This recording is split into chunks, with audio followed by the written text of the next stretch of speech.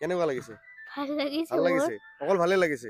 পংকজ দাই কিবা ক'ব, কি ক'ব পংকজ দা? প্ৰথমতে তুমি চাইছানে ইয়াত কিমানটা মেজি আছে গণি চাইছানে? আমাৰ হেলিকপ্টাৰখনতে আমাৰ 10 দিন গৈছে। হেলিকপ্টাৰখন 10 দিন গৈছে। আচ্ছা, আচলতে ইয়াতে কি লগাইছে আপোনালোকে? ইয়াতে ভঁৰাল ঘৰ আপোনালোকে দেখা পাইছে। আজিকালিতো দেখা পোৱা নাযায়, বিলুপ্তৰ পথত যাই আছে ভঁৰাল ঘৰবোৰ। এটা আৰডি এওঁলোকে বনাইছে, আপোনালোকে দেখা পাইছে।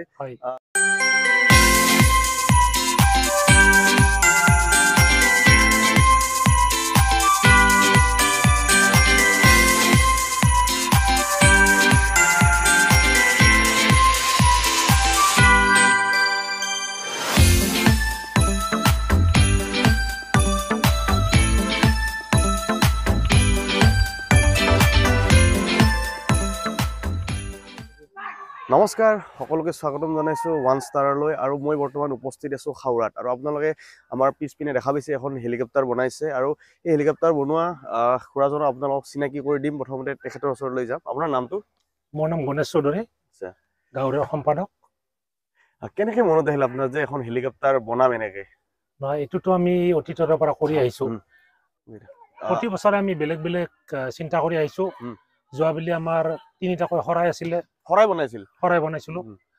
এটা জাপি আছিলে। এইবেলি আমি চিন্তা কৰিলো এখন হেলিকপ্টাৰ বনাম বুলি। আৰু সেই আমি হেলিকপ্টাৰখন আৰম্ভ কৰিলো।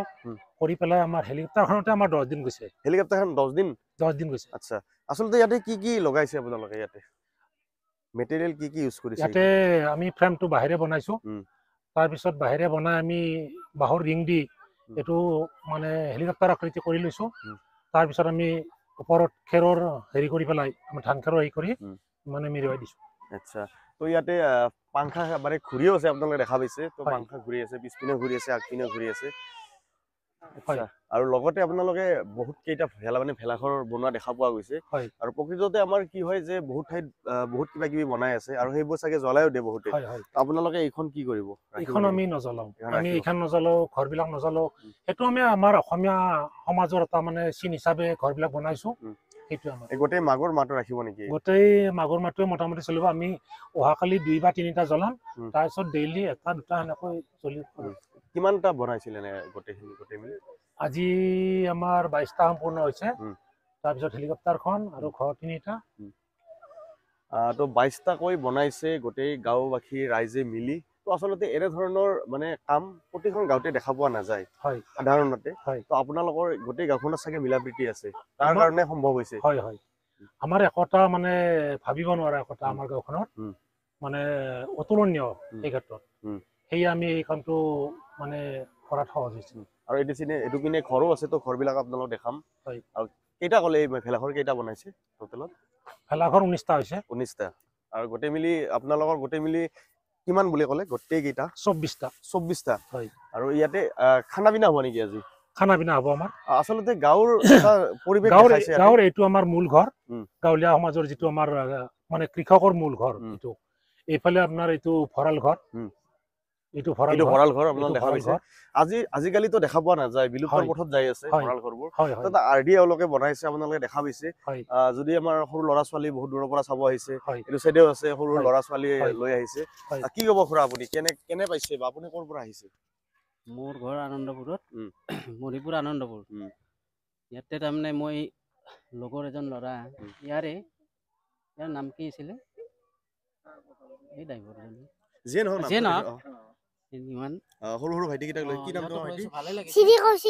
চাব আহিছ তুমি? হেলিকপ্টাৰ চাব আহিছ? চালা? কেনে পালা? ভাল পাইছো। ভাল পাইছ তুমি? মই ভাল পাইছো। ভাল পাইছ? আচ্ছা, তো বহুত ঠাইৰ পৰা বহুত মানুহ অহা দেখা পোৱা গৈছে। কিমান ঠাইৰ পৰা আহিছে আপোনালোকে জনাত? এতিয়াতো আমাৰ বজালি যিমান কেইখন গাঁও আছে, প্ৰতিখন গাঁৱৰ পৰা এনেকৈ আহি আছে, যাই আছে। আচ্ছা, লগতে আপোনালোকে গমে পাইছে যে সংবাদ মাধ্যমে ইয়াতে আহি বহুতটা নিউজ কৰিছে। আৰু এইটো আছে এটা আচলতে গোহালি। আচলতে আমাৰ গাঁৱৰ এটা সুন্দৰ পৰিৱেশ দেখাইছে। যিসমূহ মানুহে টাউনত থাকে তেওঁলোকেতো গোহালি দেখা পোৱা নাই। গোহালি দেখা পাইছে আজিকালি ডিজিটেল, কিন্তু এইটো আমাৰ পুৰণি না? একদম পুৰণি একদম এনেধৰণে তামোলৰ এনেধৰণে আগতে কৰা আছিল চাগে। আজিকালি যিবিলাক গোহালি সেইবিলাক মাটিৰ গোহালি পাকা কৰি দিছে, কিন্তু এনেকুৱা চিষ্টেমটো নাই। তো গোটেইখিনি আচলতে এটা মডেল ইয়াতে চেম্পল দেখা পোৱা গৈছে।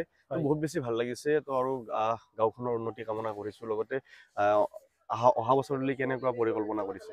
অহা বছৰ আমাৰ এইটো মেজিটো থাকিবই, তাৰ উপৰি আমি বেলেগ কিবা এটা নতুনকৈ ভাবিম আৰু যিটো মানে আমাৰ এতিয়ালৈকে আমি দেখা গোটেই পোৱা নাই অসমতে ক'তো। দেখা নাই অ। ঠিক তেনেকুৱা তো প্ৰতি বছৰে এওঁলোকে বনাই আছে, তো আমাৰো আহি ভাল লাগিছে বা আমি ধৰণে আপোনালোকক দেখাব পাইছো। বজালী গৌৰৱ এটা হয় কথাটো আচলতে বজালী গৌৰৱ। আৰু যিহেতু আজি উৰুকা ৰাতি ইয়াতে কিবা আয়োজন আছে নেকি? আয়োজন আছে। উম।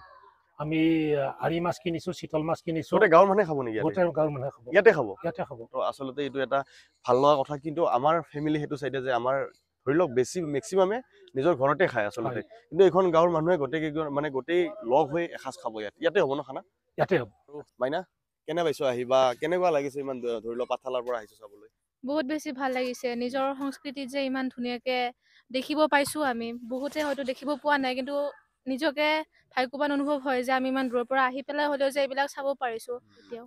আচলতে তাত পিছপিনে চেম্পল কেইটামান আছে গোহালিৰ, আচলতে সেনেকুৱা গোহালি দেখা পাইছিলা নেকি ৰিয়েলত? নাই, দেখি এনেকে পোৱা নাই, ইয়াতে আহি পেলাইহে দেখিছো। দেখা নাযায় আজিকালি, মানুহৰ ইমান মানে ব্যস্ততাৰ মাজত এইবিলাক কৰিছে যে এতিয়াও ভাল লাগিছে আৰু। ধন্যবাদ। আৰু সনু মাইনা কি ক'বা তুমি? তুমিতো ভেলাঘৰ চাবলৈ আহিছো, কি ক'বা? কোৱা কিবা, কেনেকুৱা লাগিছে এইটো ডাঙৰ ভেলাঘৰ, এইখন হেলিকপ্টাৰ, কি ক'বা? হেলিকপ্টাৰখন উঠিবা নেকি? কোৱা কেনেকুৱা লাগিছে? ভাল লাগিছে ভাল লাগিছে, অকল ভালে লাগিছে।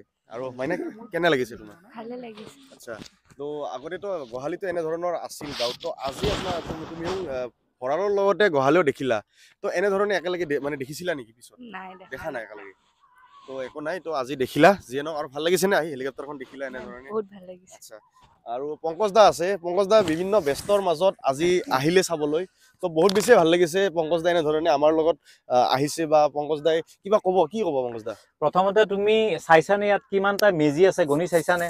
মই গণিছা? 24টা আছে টোটেলত। তুমি চোৱা, য'ত আমি এটা মেজি বনাবলৈ আমি এলাহ কৰো, এই গাঁওবাসীয়ে ইয়াতে কিমানটা বুলি কৈছা তুমি? 24টা। 24টা গোটেই মিলি একদম। চোৱা, চবচে ডাঙৰ মেজি সেইটো, বাকী সৰু মধ্যম চাইজৰ মেজি কেইবাটাও বনাইছে। তাৰোপৰি এইখন হেলিকপ্টাৰ সাজিছে কি ধুনীয়াকৈ। সৰু ল'ৰা ছোৱালীয়ে এই ধৰণৰ ভেলাঘৰৰ লগতে এইটো এটা বৰ ধুনীয়া এনেকুৱা এটা আকৃতি, যিটো এখেতসকলে মেজিৰ ৰূপ দিছে। আৰু আমাৰ এই পৰম্পৰা, আমি য'ত ভঁৰাল বুলি কওঁ, ভঁৰাল তেওঁলোকে বনাইছে, এয়া গোহালি বনাইছে, যিবোৰ এতিয়া প্ৰায় মানুহে আজিকালি তেনেকে গৰু ছাগলী পোহাও কমাইছে। গতিকে এই গোটেই যিটো আমাৰ পৰম্পৰা, ইয়াক বৰ ধুনীয়াকে দাঙি ধৰা হৈছে। আৰু মই যোৱা বছৰ অহা নাছিলো, তাৰ আগৰ বছৰ আহিছিলো। মই মোৰ ভাগিন, মোৰ ছোৱালী দুজনীকো আনিছো তেওঁলোকক দেখুৱাবলৈ। ইয়াতে ভোজ ভাত খাই, মানে ৰাতি আজি উৰুকাৰ দিনাখন ইয়াতে খাই নেক্সট দিনাখন ৰাতিপুৱা এইটো জ্বলাই দিয়া পৰম্পৰা। আৰু এইটো আমাৰ ভঁৰাল, আমাৰ গাঁৱৰ ভাষাত ভাখৰি বুলি কয়। আৰু এইটো আমাৰ গোহালি। গতিকে চাংঘৰ এনেকে আমি সৰুতে দেখি আহিছিলো, খুবেই ভাল লাগিছে। মই দেখিছো কিন্তু যিয়ে নহওক। আৰু বহুত বেছি ভাল লাগিছে যে পংকজ দা কি ক'বা, যে বৰ্তমান সময়তো আগতেতো প্ৰতি ঘৰৰ ল'ৰা লগ হৈ ভেলাঘৰ বনাইছিল, আজিৰ তাৰিখত তো খুব কম দেখা পোৱা যায়, বা গাঁওবিলাকতহে দেখা পোৱা যায় অকল। তাৰমানে আগতে কি হৈছিলে, আগতে আমি যেতিয়া সৰু আছিলো, মামাহঁতৰ ঘৰলৈ আহিছিলো, তেতিয়া আমি সৰু চামে লগ হৈ পথাৰত বনাইছিলো, ডাঙৰ ডাঙৰকে মেজি বনাইছিলো। এতিয়া অলপ সেই হেৰিটো কমিছে, কিন্তু এতিয়া সেইকাৰণে আকাৰবিলাক সৰু হৈছে। কাৰণ কিয়, ডাঙৰ মেজি এটা বনাবলৈ বহুত দীঘলীয়া প্ৰস্তুতি লাগে। বাঁহ কটাৰ পৰা, নৰা কটাৰ পৰা আৰম্ভ কৰি তাক মানে জাপি ঠাক কৰা, তাৰপিছত তোমাৰ কেঁচা লতা লাগে, বনলতাৰে এইবোৰ গাঁঠা হৈছিল, আমি বনাইছিলো সৰুতে।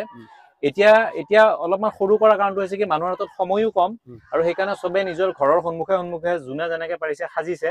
কিন্তু ডাঙৰ মেজি আমাৰ এতিয়াও মই দেখা পাওঁ, বাহেতা চাৰিআলিৰ ফালে পথাৰত আছে।